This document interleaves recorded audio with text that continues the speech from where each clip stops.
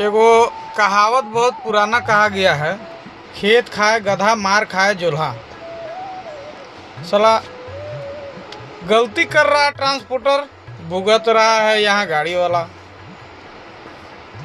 जिस ट्रांसपोर्ट का हम क्वाइल लेकर के कोलकाता आए थे, ट्रांसपोर्टर का गलती था या नहीं था उसके बारे में हमको आइडिया है नहीं, जानकारी है नहीं।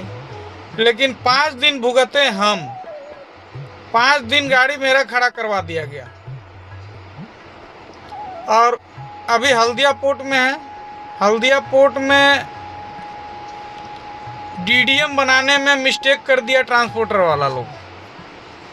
अब डीडीएम के वजह से आज मेरा दूसरा दिन हो गया पोर्ट के अंदर। अभी हम पोर्ट में है। पोर्ट में आप जान ही रहे कि पानी पीने तक का व्यवस्था नहीं है। बहुत तकलीफ हो रहा है। सरकार गाड़ी वालों के ऊपर कोई ध्यान नहीं दे रहा।